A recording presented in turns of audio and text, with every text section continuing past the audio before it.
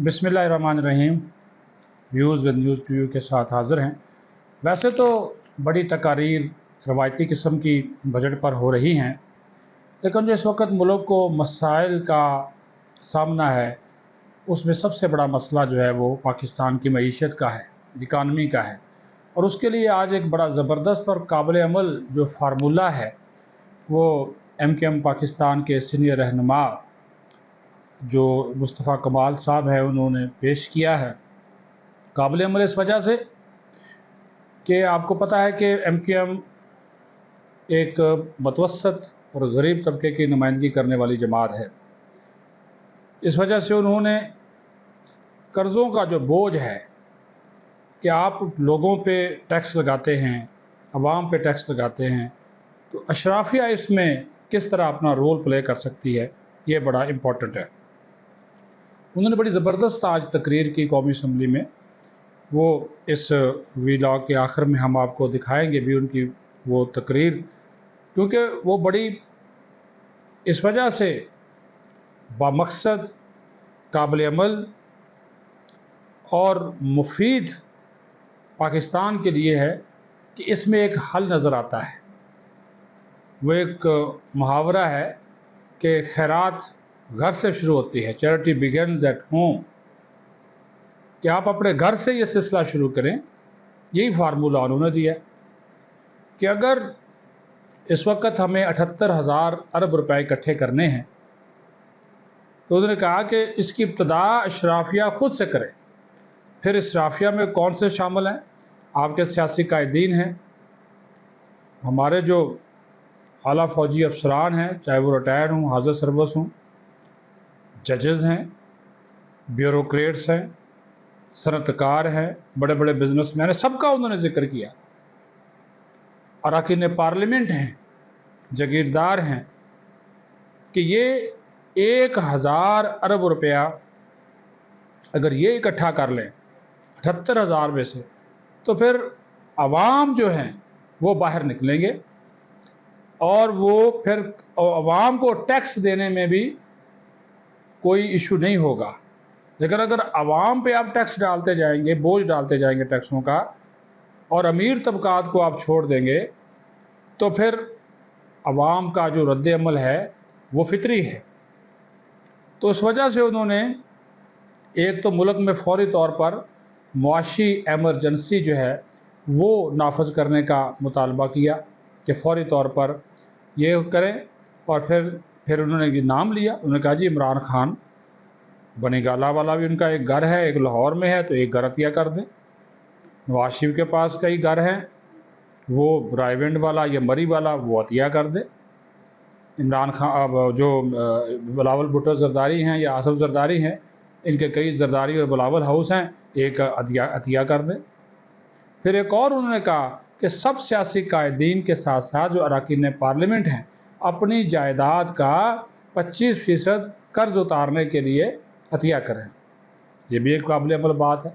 जो अरकान पार्लियामेंट में बैठे हैं, जब आप इनके असासे चेक करें करोड़ों अरबों में होते हैं, तो अगर ये कर्जा उतारने के लिए ये सामने आ जाएं, तो यकीन मानिए पाकिस्तान का भला हो जाए। मुस्तफ़ा कमाल साहब ने रवायती तकरीर नहीं की, पाकिस्तान को दरपेश जो मसाइल हैं उसके हल का एक फार्मूला जो है वो पेश जो है वो कर दिया है कि अगर आप 1,000 अरब रुपए अपनी जेब से ये अशराफिया दे दे, ये बड़े बड़े लोग दे दें, तो फिर उन्होंने कहा कि हम बात कर सकते हैं उन लोगों से जो कि जिनको हम अवाम कहते हैं, जिनके ऊपर टैक्सों का बोझ डाला जाता है, जो बेचारे पहले ही महंगाई की चक्की में पिस रहे हैं, जो पहले ही मसाइल का शिकार हैं, जो पहले ही जो है वो इन चीज़ों को भुगत रहे हैं। साथ ही साथ उन्होंने कहा कि अपोजिशन वाले तो मजालम का शोर मचाते हैं, लेकिन साथ ये भी कहा कि जितना हाथ इन पे हल्का रखा गया, जितनी नरमी इनके साथ इख्तियार की गई, वो किसी के साथ इख्तियार नहीं की गई। ये उन्होंने अल्फाज बोले, जुमला उन्होंने इस्तेमाल किया। तो ये जब वो बात करते हैं, ये बात वाकई ठीक है। اگر پی ٹی آئی کی جگہ کوئی بھی جماعت ہوتی، چاہے وہ ایم کیو ایم ہوتی، نون لیگ ہوتی، پیپلز پارٹی ہوتی، اور جس قسم کا رویہ یا الزامات یا اقدامات فوج کے خلاف، اسٹیبلشمنٹ کے خلاف، اداروں کے خلاف یہ جماعتیں اٹھاتے ہیں، تو اب تک ان کا وجود بھی باقی نہ رہتا اور یہ لوگ بھی غائب ہو جاتے ہیں۔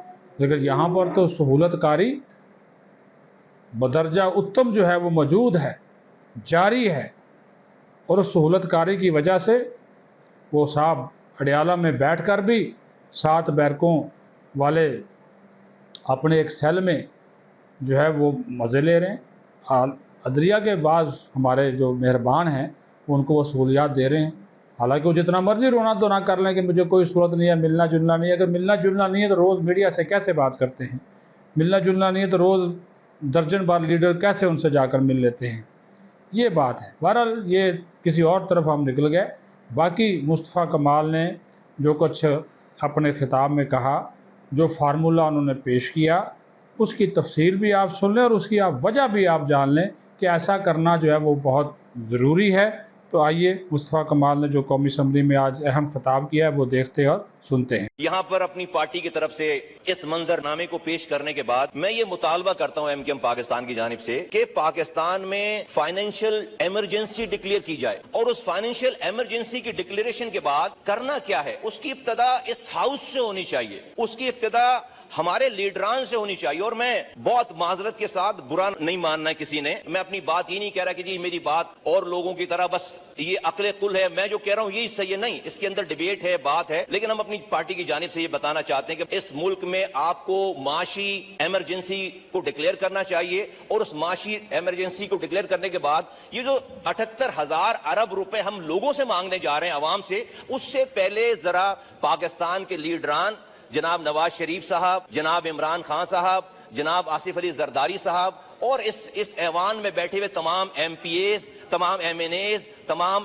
سینیٹرز، فضل الرحمان صاحب اور سارے لوگ، جی سوری الطاف حسین صاحب، جی بالکل، وہ بھی آپ کو بہت یاد آ رہے ہیں۔ تو تمام لیڈران سے میری یہ گزارش ہے کہ وہ پہل کریں، فرض کریں کہ کیا ہی بہتر ہو کہ یہ 78,000 ارب روپے اتارنے سے پہلے ہم سارے مل کر 1,000 ارب روپے ہم پہلے لوگوں کو دکھائیں کہ ہم نے 1,000 ارب روپے اپنی جیبوں سے جمع کرایا پاکستان کا قرض اتارنے کے لیے۔ مثلا نواز شریف صاحب کے پاس رائیونڈ کا محل ہے، عمران خان صاحب کے پاس بنی گالا ہے، زرداری صاحب کے پاس سارے شہروں میں بلاول ہاؤسز ہیں، تو دے دینا سارے ایک ایک گھر جو ہے وہ پاکستان کو عطیہ کر دیں۔ عمران خان صاحب بنی گالا دے دیں، زرداری صاحب ایک بلاول ہاؤس دے دیں، اور جو ہے وہ رائیونڈ والا گھر دے دیں، ایک عطیہ کر دیں پاکستان کو۔ اور یہ ہاؤس، یہ جو ہم لوگ یہاں بیٹھے ہوئے ہیں، ہم یہ اعلان کریں کہ 25% ہم اپنی ملکیت جو کہ ہماری جائیدادیں ہیں وہ ہم پاکستان کے لیے عطیہ کرتے ہیں۔ تمام ایم پی ایس، تمام سینیٹرز، تمام وزراء، سب لوگ 25% ہم یہ عطیہ کرتے ہیں۔ تمام ریٹائرڈ اور تمام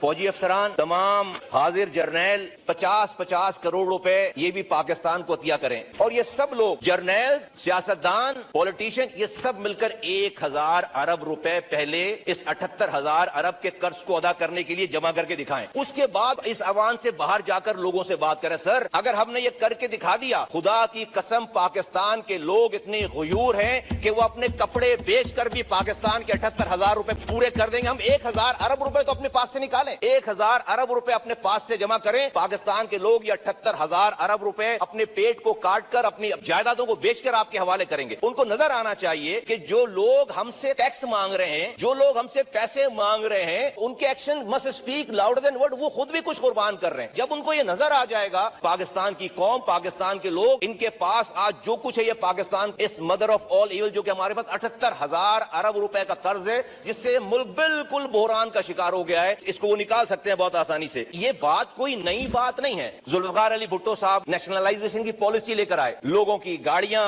لوگوں کی فیکٹریاں، لوگوں کے گھر، اسکول، کالج، ملک میں ایسے حالات ہوں گے، نیشنلائز کر دیا، لے لیا ان سے۔ میں تو زبردستی نیشنلائز کرنے کی بات ہی نہیں کہہ رہا، میں تو والنٹیئرلی کہہ رہا ہوں، میں تو والنٹیئرلی نیشنلائز کر دیں، اور کوئی بھی غریب نہیں ہوگا اس میں سے۔ نہ تو میاں صاحب غریب ہوں گے، نہ زرداری صاحب غریب ہوں گے، نہ عمران خان صاحب غریب ہوں گے، نہ یہ پارلیمنٹ میں بیٹھے ہوئے لوگ 25% اپنی تمام جائیدادوں میں سے دے دیں، یہ بھی غریب نہیں ہوں گے۔ اور اسی ملک سے کمایا ہے، کیا مسئلہ ہے، دوبارہ کما لیں گے۔ بھائی اس دودھ دینے والی گائے گائے جو کہ مر رہی ہے خدا نخواستہ اس کا دودھ اور نکالنے کے لیے، اس کا گوشت کھانے کے لیے اس کو کھلائیں تو اس کو زندہ تو رکھیں کم سے کم. تو لوگوں کے پاس بعد میں جائیں، اپنے گھر سے شروعات کریں، کیونکہ لوگوں کی وجہ سے آج ہمارے اوپر یہ 78,000 ارب کا قرض نہیں ہے. اس ایوان میں بیٹھے ہوئے لوگ اور حکمرانی پر بیٹھے ہوئے لوگوں کی پالیسیز کی وجہ سے، وہ میں صحیح غلط کی بات نہیں کر رہا، لیکن آج جو کچھ ہے یہ اسی ملک کے چلانے والوں کی وجہ سے لوگوں کے اوپر یہ قرض ہے نا، لوگوں کے اوپر یہ عذاب آیا ہوا ہے.